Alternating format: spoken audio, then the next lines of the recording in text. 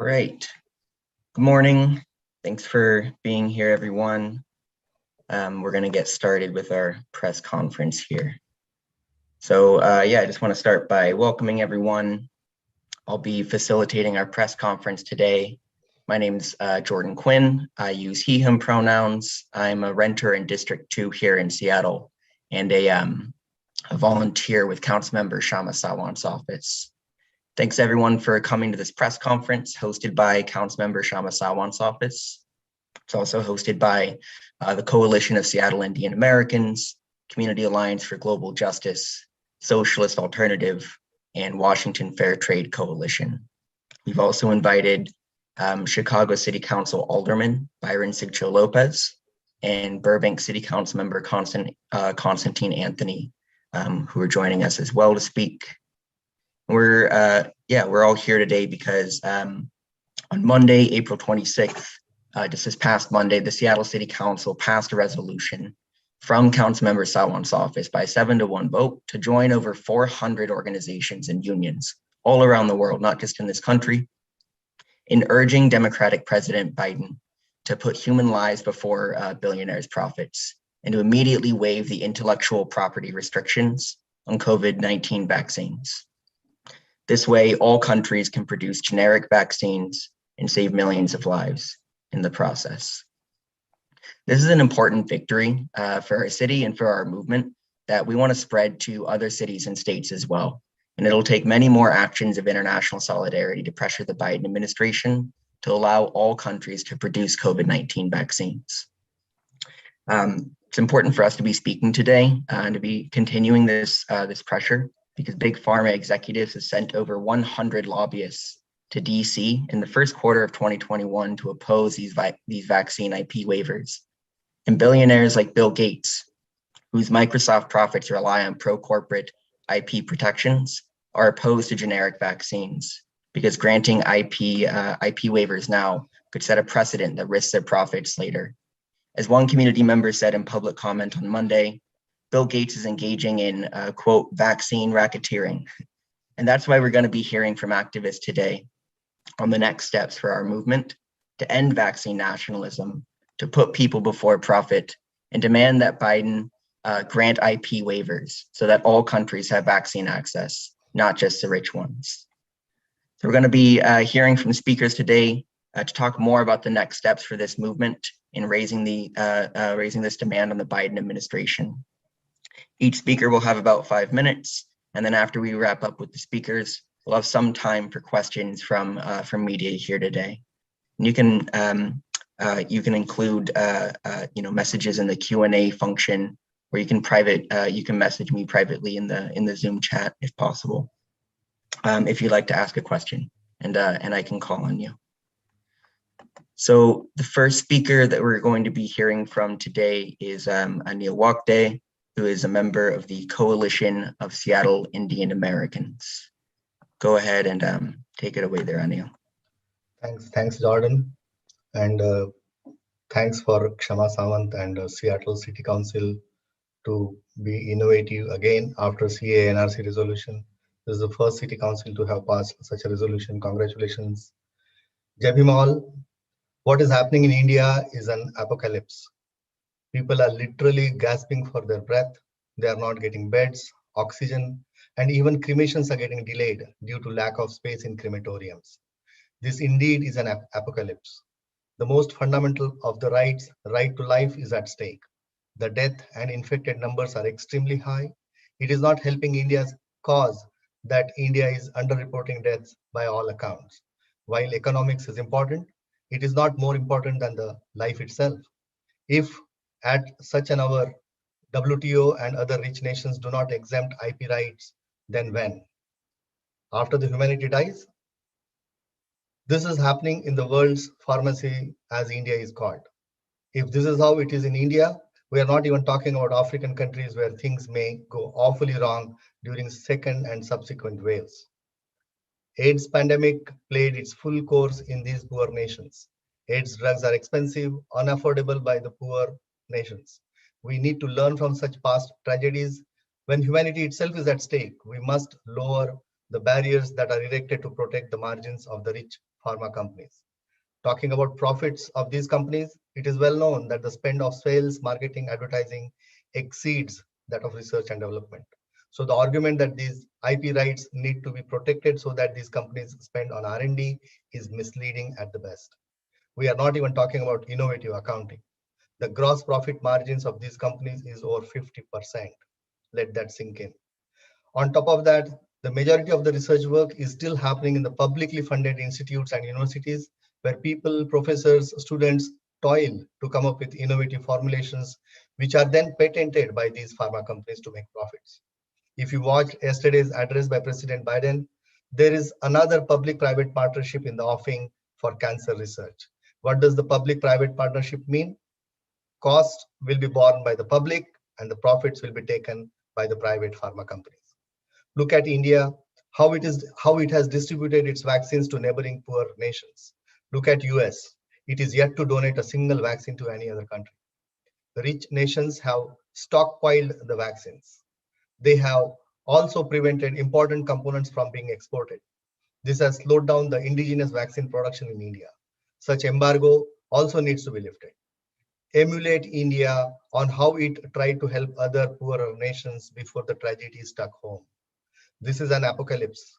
Any magnanimity that needs to be shown by the rich nations and the rich pharma companies, this is the time to issue a waiver to allow COVID-19 vaccines to be produced around the world.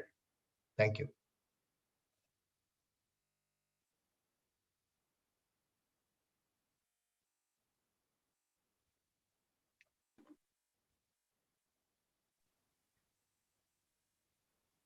Jordan, you're on mute.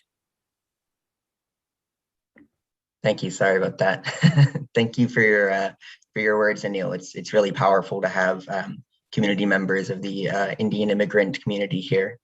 And I think especially too with the dire situation in India, it makes it all the more important for our movement to be having this protest on Friday, April 30th at 5:30 at the Bill and Melinda Gates Foundation. We're going to move on to hear from Hillary Hayden from the Washington Fair Trade Alliance to talk more about this movement and why it's important. Go ahead, Hillary. Thank you so much. I'm Hillary Hayden. I'm the executive director at the Washington Fair Trade Coalition. Thanks for being here, and thank you to Councilmember Sawant's office for inviting us to speak. We at Washington Fair Trade Coalition commend the Seattle City Council for its recent resolution in support of the TRIPS waiver, and we're proud to be part of this civil society movement that has consistently raised the profile of this issue in the United States over the course of the last 4 months. Former President Trump was at the center of the US's decision not to support a TRIPS waiver at the WTO. President Biden himself said he supported this during his campaign, and his own US Trade Rep Catherine Tai signaled just 2 weeks ago some US openness to the waiver in her remarks at the WTO. In addition to being backed by a majority of the world's governments and the World Health Organization's Director General, the TRIPS waiver is supported by a wide array of domestic organizations on the front lines of the COVID battle, including Doctors Without Borders, Partners in Health, the American Medical Student Association, Doctors for America, National Nurses United, Health Gap, Public Citizen, Amnesty International, Oxfam, and hundreds of other groups, labor unions, and faith organizations. Per the International Chamber of Commerce, without the waiver, there will be a $9.2 trillion hit to the global economy, and $4.5 trillion of that will be borne by the global north. For Seattle, that means fewer jobs, it means more people out of work, and it means a really slow and prolonged economic recovery. It means fewer contracts for companies operating internationally in the Puget Sound like Boeing. Seattle and the rest of the world need the TRIPS waiver. And I commend the Seattle City Council for passing this resolution and all the civil society groups across the US, again, for raising the profile of this issue consistently over the last 4 months. Moving forward, we need politicians at every level of government letting the Biden administration know that if they go forward with the TRIPS waiver, the public has their back. Additionally, we look forward to joining the many other civil society groups pushing for the TRIPS waiver in the streets tomorrow to demand that Biden back the waiver. We at Washington Fair Trade Coalition thank Councilmember Sawant for being a strong advocate for the TRIPS waiver, and we encourage folks to continue pushing their own representatives, senators, and other elected officials to back the waiver. Thanks so much.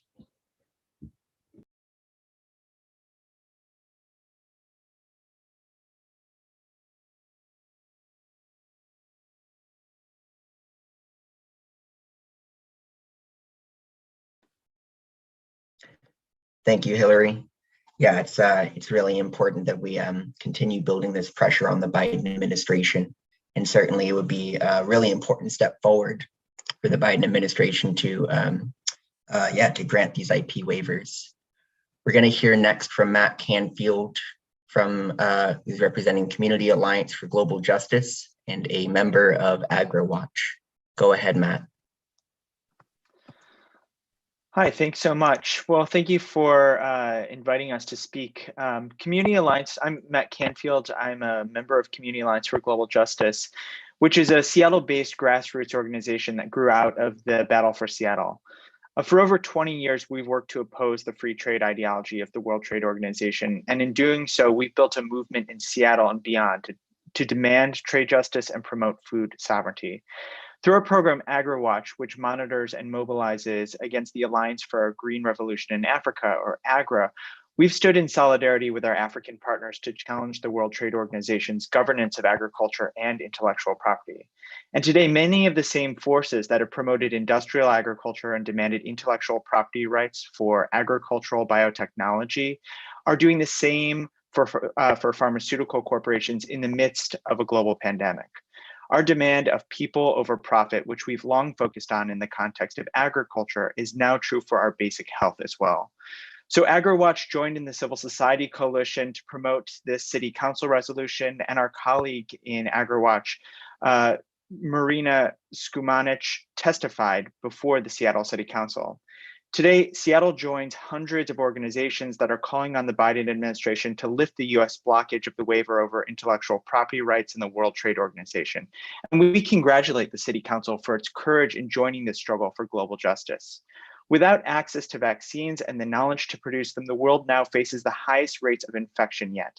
Last week, we saw a staggering 5.8 million new cases. And though 1 in 4 people in rich countries are protected by the virus with vaccines, only 1 in 500 are protected in poor countries. Without an effective global response to vaccinate the world, the numbers are just going to get worse. Waiving intellectual property rights is the moral issue of our moment. While some corporations have agreed to waive their IP, the truth is that this is just not enough.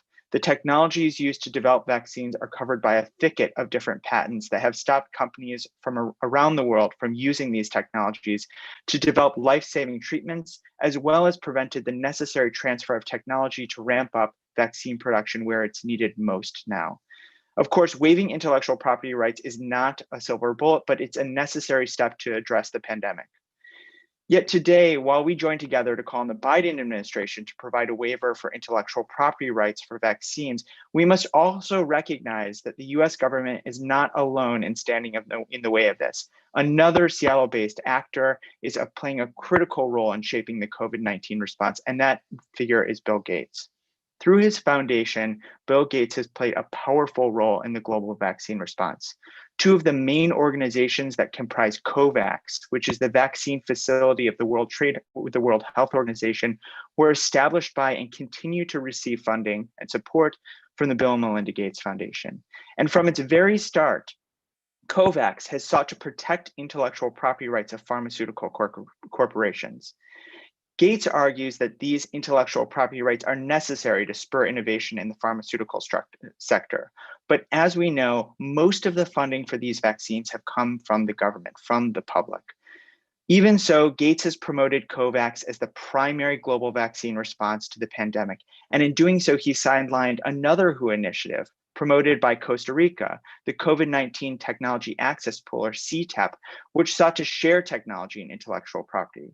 Gates's COVAX response is focused on pooling funds to purchase vaccines rather than pooling knowledge. And by doing so, COVAX claimed that it would avoid vaccine nationalism and vaccinate 20% of the global population by the end of 2021. Clearly, like many of the Gates Foundation's initiatives, from education to agriculture and now pandemic response, it has failed. Nonetheless, it's not too late.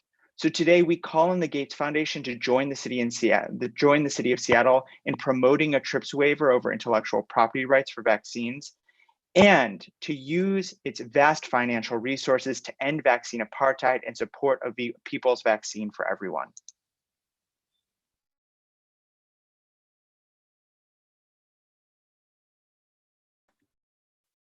Thank you, Matt. Those are really powerful words. I think it's really important for us to be drawing attention to not just the obstructionism from the US government, but also the immense pressure from the big billionaires, not just the pharmaceutical companies too, whose profits rely on intellectual property patents at the expense of human lives, and shows all the more why it's important for us to be continuing pressure with our action tomorrow at the Bill and Melinda Gates Foundation, so that way we can actually win a real people's vaccine.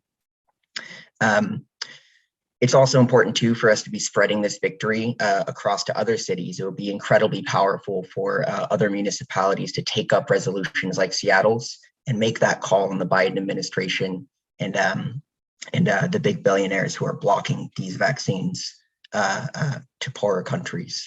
So next, we're going to hear from Chicago City Council Alderman Byron Sigcho Lopez to talk about this important movement. Go ahead, Byron. Thank you. First, let me thank Kshama Sawant, our colleague in Seattle, for leading this effort and pushing for this important resolution in Seattle. I think that these are very, very important resolutions that must be taken in every council and every level of government across the country. When we see the effects of this pandemic, the huge public health crises and humanitarian crises that we see in different parts of the world, from India to Brazil to Mexico and across the world, we have seen the devastation of the pandemic.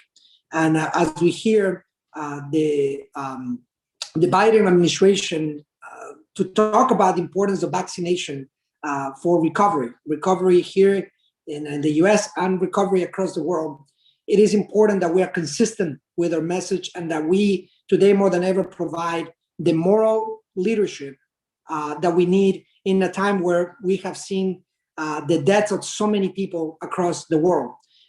This is an important and necessary step for us to think about recovery across the world.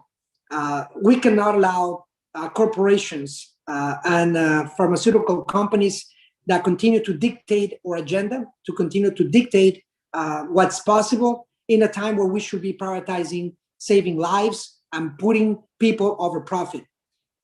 We continue to see corporate agendas from the Gates Foundation to Pfizer, many other pharmaceutical companies that continue to put their profits at the forefront of the decision-making process, when in public health, we know that for us to save lives of people across the world, we must put people over profit. We must put a public health agenda before the corporate agenda that they continue to dictate and they have imposed for way too long. The trip waiver and making sure that the patents for vaccination are available across the world, it is critical to save lives. It is immoral and wrong to allow these pharmaceutical companies to continue to lobby public officials, to continue to dictate what's possible. They have been the biggest obstacle when we come to our own local legislation like Medicare for All and many other critical and common sense legislation that today we still struggle to make a reality. This is a time that we must lead with integrity, that we must lead with a public health agenda that will save the lives of thousands and millions of people. What we see in India, in Brazil, and other countries, this humanitarian and public health crisis can be prevented. And this important piece of legislation is essential for us to save the lives of many and put the lives of people before the corporate agenda dictated by this handful of corporations. We here in Chicago understand the critical nature of this resolution. We really commend Kshama Sawant for her leadership to pass this resolution in Seattle, and we will be passing and introducing a similar resolution here in the Chicago City Council at the next council in May.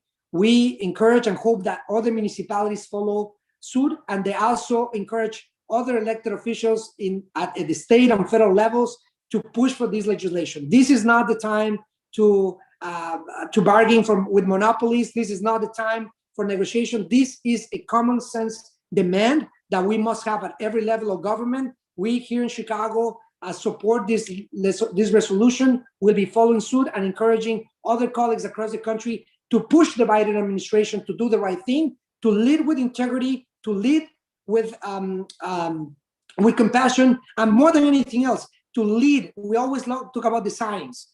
We always see that they want to talk about science. They want to talk about good practices. This is an essential and necessary step forward. Thank you again, and we look forward to working together with other people across the country to make sure that this is justice. The delay is justice denied, and this is something that we need to do urgently. Thank you again.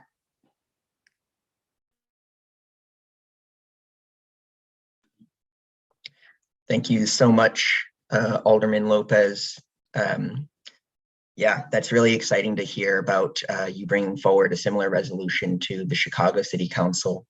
And it's certainly something that we'll want to highlight at our protest tomorrow, starting at 5:30 at the Bill and Melinda Gates Foundation here in Seattle at 500 Fifth Avenue North. We're going to be joined by other community speakers as well, and I'm sure many of the attendees will be excited to hear about the example that Chicago is going to be setting for other cities, taking from the powerful victory that we won here in Seattle on Monday. So next up, we're going to hear from Constantine Anthony, who's a city council member from the Burbank City Council. Go ahead, Constantine. Thank you, Jordan, and thank you to Kshama for inviting me here, and to everyone who's attending. This is such an important discussion happening right now. I mean, you may be wondering why there's a bunch of city council members and alder members on this call and not people higher up in the government, and that's because we're seeing the vaccine rollout on the ground level. I'm so very proud of our local Burbank Fire Department here in my city. They worked in coalition with the Burbank Unified School District to get all of our city employees and all of our school teachers vaccinated. It was an amazing effort, and it was only impeded by the availability of the vaccine. We could have done more if we had more available to us.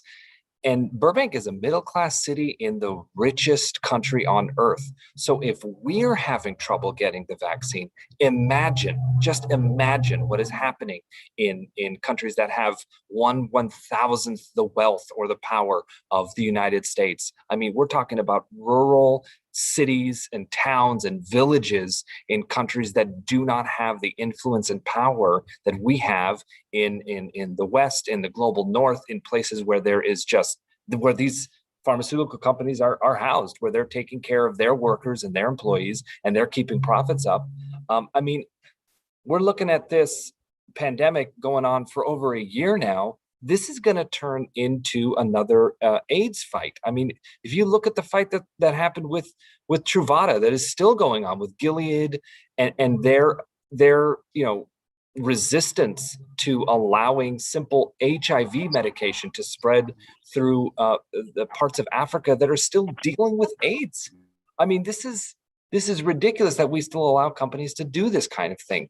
We need to be able to simply say to people, to these big tech companies, hey, you got public funding, you worked with public universities, you worked with public-private partnerships, not just in the United States, but it was in multiple countries, among multiple disciplines. People from all over the world banded together to get this vaccine rolled out. There's multiple vaccines out there. We all worked together. It was a concerted effort. It was one united Earth working to save its people. And the idea, the ridiculousness of them saying, well, I'm going to keep my portion of it for myself and make a profit. Make a profit off of the suffering and death of, we're looking at millions of people. It is the most immoral thing I can think of. It is disgusting to me, absolutely disgusting. I will be spending much of my time lobbying my state and federal legislators to pass resolutions to get stuff onto a floor vote to push as hard as we can to get the United States to be the leader in this and change the way we deal with pandemics, the way we deal with vaccines, the way we help the global South, the poor and rural communities of the world who need what we already have. And something that we have in lacking already is going to be even more lacking in those places. So I'm hopeful that the word gets out. I think the more people understand exactly what's happening with the legal issues around vaccines and around global patents and how they interact and the profit margins that are being talked about here. I mean, this is it's a wake-up call, and we really need to get that word out. You know, in 1955, Edward R. Murrow was interviewing Jonas Salk, and he asked him, he said, "Mr. Salk, who owns the patent for the polio vaccine?" And Mr. Salk replied, "The people. The people own the patent." I hope we can do the same thing with the coronavirus vaccine, and I hope we can change the world. Thank you.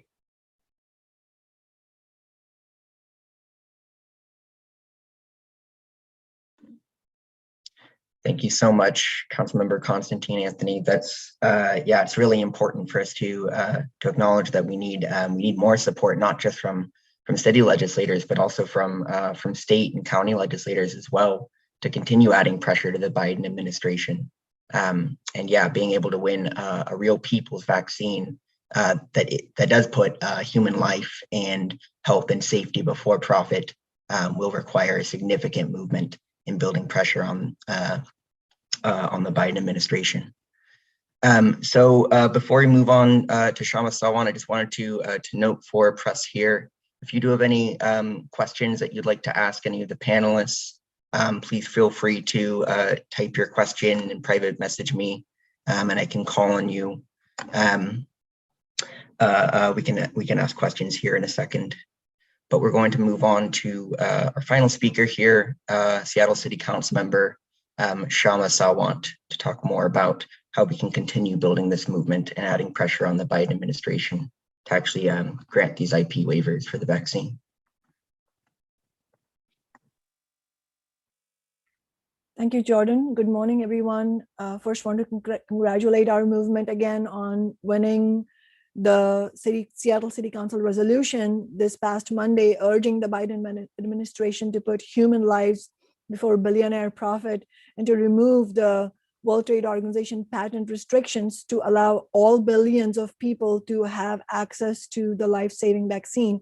This resolution brought forward from our movement that demonstrates our movement's rejection of the status quo of profit-driven vaccine apartheid and vaccine nationalism, and our fight for vaccine internationalism for a people's vaccine.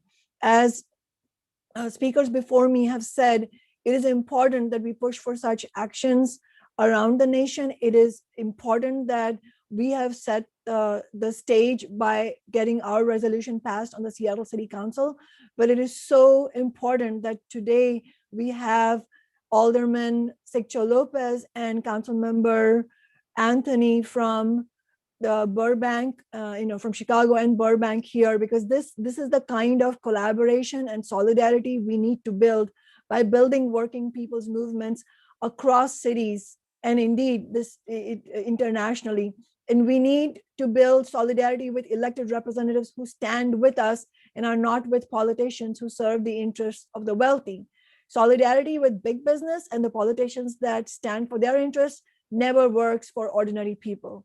And as other speakers have highlighted, billionaires are falsely claiming that the profits are necessary, and not to mention just profits, extreme, obscene profits are necessary to develop future vaccines and treatments, because supposedly, according to their false narrative, clinical innovations have been possible thanks to the incredible creativity of these billionaires and these executives. But we know the truth could not be farther from that narrative, because it is only thanks to overwhelming amounts of public funding. And in the United States, that is overwhelmingly working people's taxpayer money and the hard work of many publicly funded salaried researchers, not billionaires, salaried researchers at public universities is the backbone of clinical innovations. And it's not just the COVID-19 vaccine, it is by far every single clinical innovation that we've had in the last 15 years and even before then. And so it is fitting that we will be doing the protest tomorrow evening, 5:30 p.m.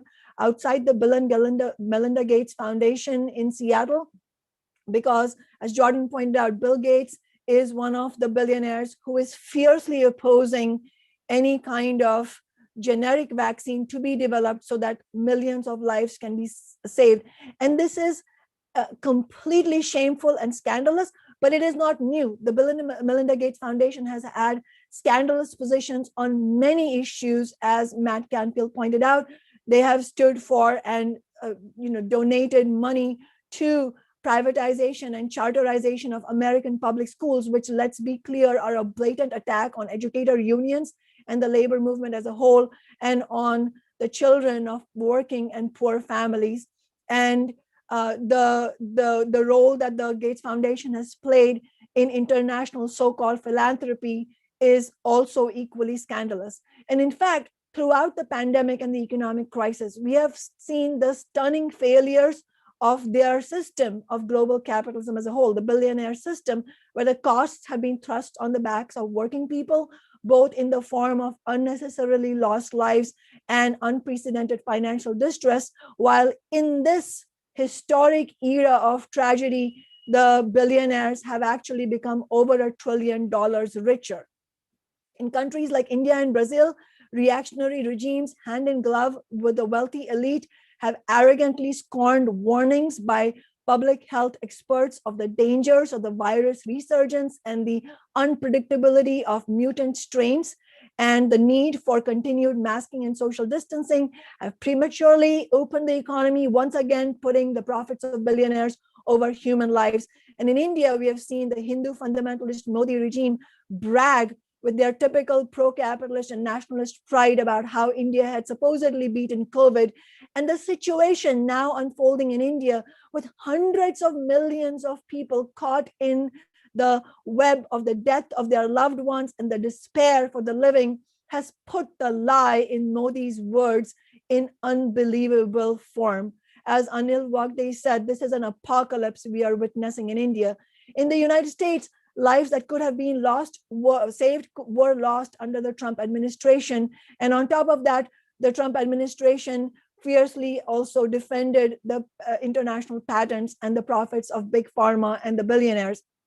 And it's true that Biden and the Democratic establishment, since they took office, have been forced to carry out massive stimulus to try and save their own capitalist system. And this has been crucial.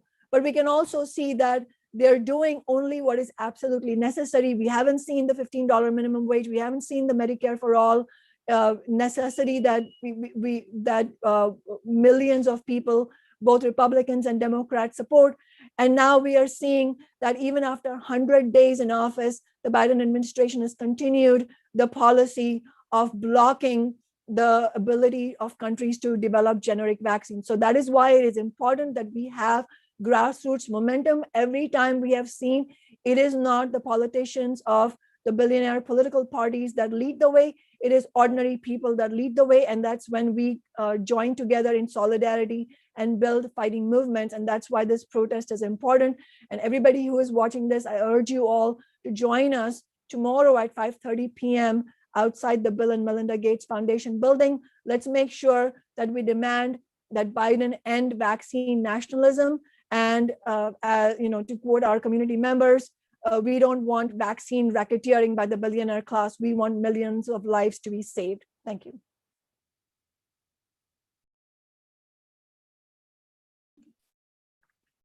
Thank you so much, Councilmember Kshama Sawant.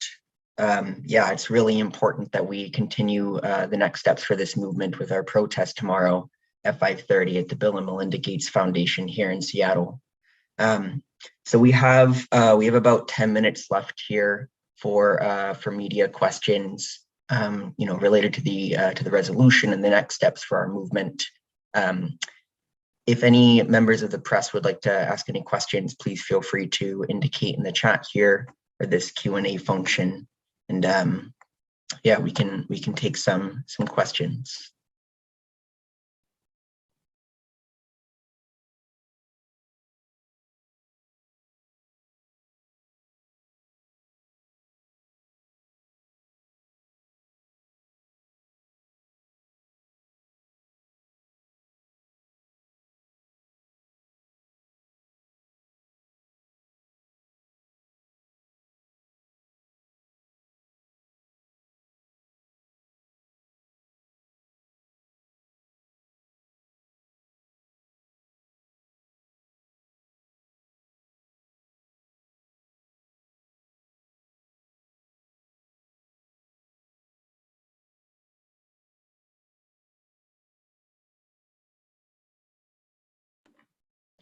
Not received any questions yet. We can give it another 30 seconds for people to stew on some.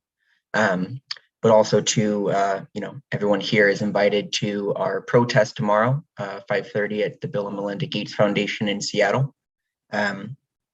Certainly be another good opportunity to learn more about this important movement and for next steps in order to pressure the Biden administration and the U.S. billionaires to drop this blockage of vaccine access around the world.